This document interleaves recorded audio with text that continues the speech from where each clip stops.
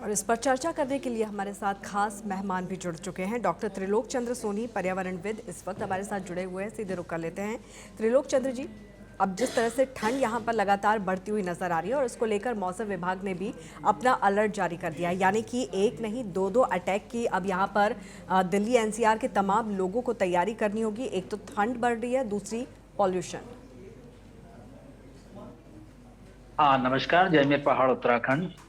जी। अंकिता जी बिल्कुल सही कह रहे हैं कि जिस तरीके के हालात कभी तो प्रदूषण ने दिल्ली को परेशान किया, और अब जो है कि ठंड की जो लहर पड़ रही हो, कहीं ना कहीं जो है कि दिल्ली शहर वासियों के लिए मुसीबत बनती आ रही।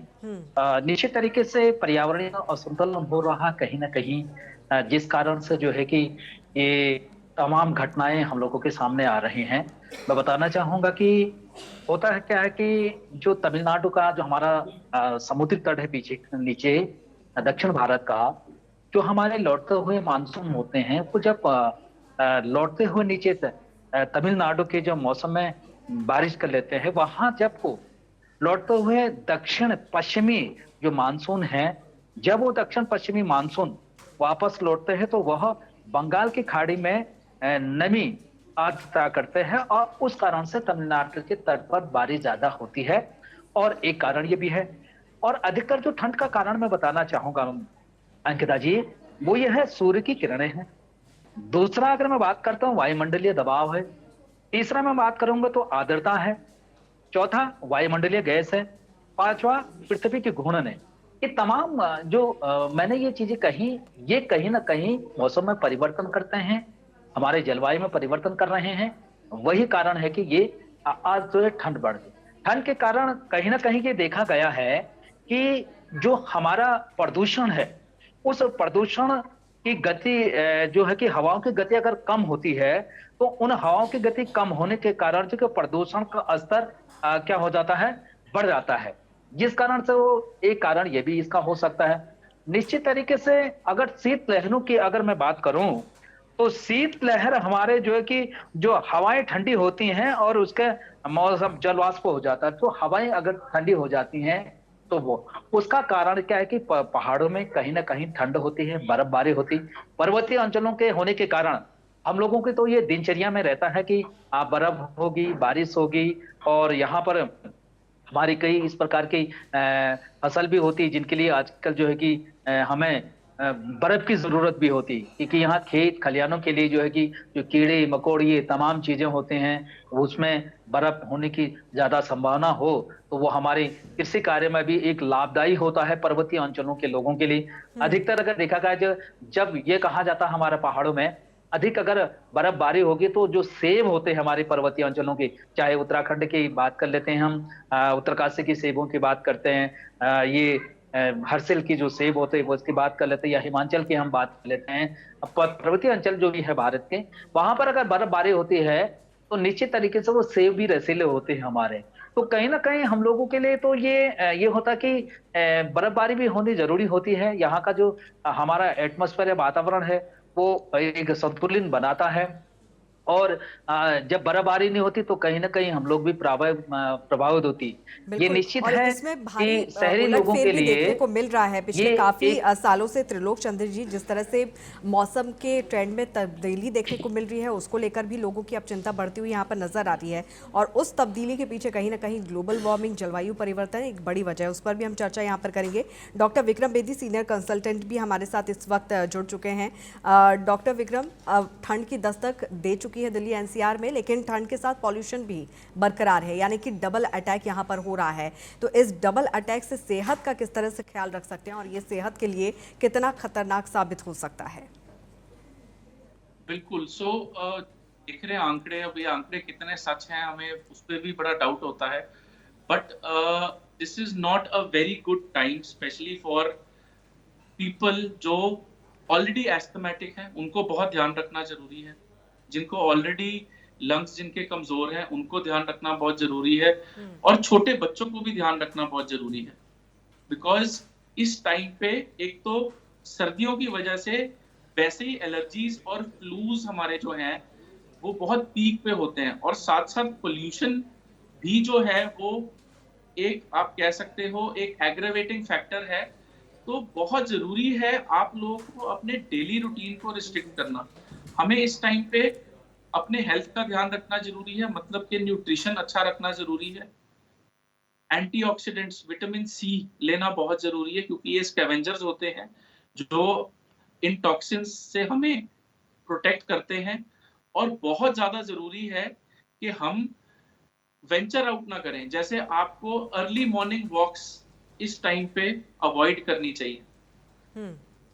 इनको भी सांस लेने में प्रॉब्लम है, तो बहुत जरूरी है कि आप अर्ली मॉर्निंग वॉक ना करिए, फिजिकल एक्सर्शन ना करिए, क्योंकि ऑक्सीजन कॉन्सेंट्रेशन जो है आपके लिए बहुत बहुत जरूरी है मेंटेन करनी है अपनी। Hmm. And wear a mask. जरूरी नहीं है कि अगर आपको कफ कोल्ड है तो ही हम मास्क पहने। जो N95 मास्क हैं, they are also very very protective. At least वो पार्टिकुलर मैटर से आपको बचाएगी। अगर आपको किसी कारणवश बाहर जाना पड़ ही रहा है और काम करना ही पड़ रहा है, तो mask are a very very good preventive tools हमें बचाने के लिए। बाकी अपनी न्यूट्रिशन और डाइट पे खास ध्यान रखिए। अगर कोई सिम्टम्स आ रहे हैं कफ कोल्ड या ब्रेथलेसनेस के, तो जल्दी दिखाइए। बिकॉज ये देखा जा रहा है, हम भी हॉस्पिटल्स में देख रहे हैं कि वायरल का लोड बहुत बढ़ गया है। जो एलर्जिक्स हैं, जिनको पोल्यूशन की वजह से दिक्कत आ रही है, उनको लंबे एपिसोड्स हो रहे हैं। जहां एक वायरल 5 से 7 दिन लेता था, अब ये 2 हफ्ते तक भी प्रोलॉन्ग हो रहा है। तो correct medication and timely medication is also important.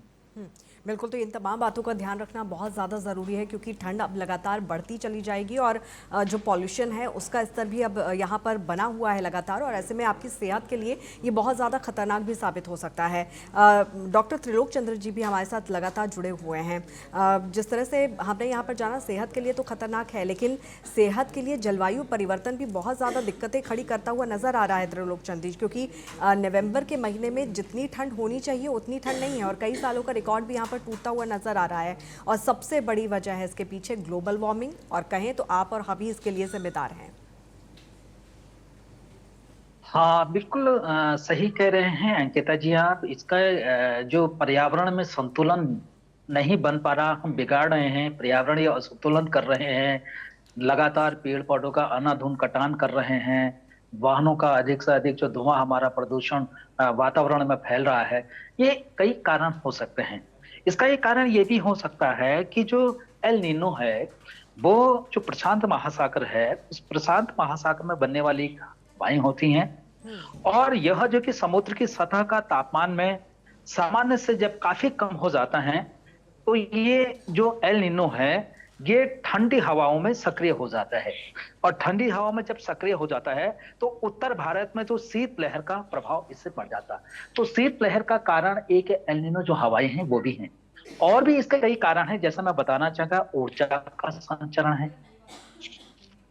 तो वो जो है कहीं ना कहीं हमारा वातावरण को है, वायुमंडलीय दाब है, ये भी एक कारण है इसका। दूसरा अगर मैं कारण बताऊंगा, हवाओं का ठंडा होना, ये शीतलहर का कारण है। बर्फबारी होना, ये कारण है इसका। शीतलहर चलना, और जो है पहाड़ों का ढलान, ये तमाम कारण है जिससे कहीं ना कहीं हमारे जो कि शीतलहर के कारण बने हैं। और ये निश्चित तरीके से है अंकिता जी, हम भी देख रहे हैं और हमारा समाज भी देख रहा है कि हम पर्यावरण के इतना दूषित कर रहे हैं, पर्यावरण अशोधन कर रहे हैं। निश्चित तरीके से मैं इस चैनल के माध्यम से भारत सरकार को सुझाव देना चाहूंगा कि पर्यावरण बचेगा, वातावरण शुद्ध रहेगा, जीवन सुरक्षित रहेगा। अगर समय रहते हुए राज्यों के लिए पर्यावरण संरक्षण के लिए एक सख्त कानून ना बने और वो सख्त कानून लागू ना किया गया, तो आने वाले इस समय में हमारे फेफड़े नहीं रहेंगे, शरीर में कई बीमारियां हो जाएंगे। हार्ट अटैक के जो लगातार घटनाएं घटित हो रही हैं, वो कहीं ना कहीं हमारे पर्यावरणीय असंतुलन के कारण है। निश्चित तरीके से इस पर ध्यान देने की जरूरत है। एक बहुत विशाल स्तर से एक जन जागरूकता कार्यक्रम चलाने की जरूरत है। शहरों में भी जरूरत है, पहाड़ी अंचलों में भी जरूरत है। अंकिता जी, होता क्या है कि पहाड़ी अंचलों में भी कभी कभी लोग जो है कि हमारे जंगलों में आग लगा देते हैं। उन जंगलों में आग लगाने के कारण क्या है कि पर्यावरण दूषित होता है, वातावरण दूषित होता है। उसका सीधा प्रभाव दो जगह पड़ रहा है। नंबर एक, जो हमारे जल स्रोत हैं, वो जल स्रोत धीरे धीरे सूखते हुए जा रहे हैं।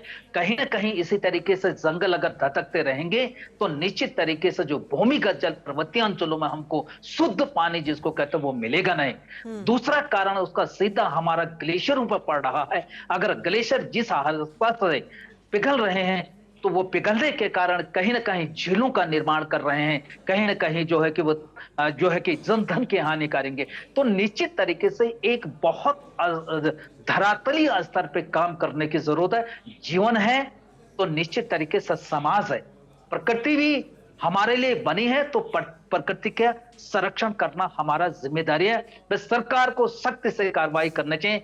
मैं तो ये भी सुझाव देना चाहूंगा इस चैनल के माध्यम से कि जो बैंक लोन देते हैं घरों बनाने के लिए या जो लोन लेते हैं, तो उनको पहले ये शर्त निर्धारित कर देना चाहिए कि लोन लेने से आप अपने घरों के आसपास जो है कि कितना पौधों का रोपण करेंगे। चाहे आपके हमारे यहाँ तो घर बनाते हैं, लेकिन शहरों में फ्लैट बनाते हैं, तो आपके फ्लैटों के आसपास कितने जो है कि आप जो है कि अपने आसपास जो बेलदार फल पौधे हैं उनको लगाएंगे। बिल्कुल प्रॉपर ये प्लानिंग यहाँ प्रयास पर हमको होनी करने चाहिए,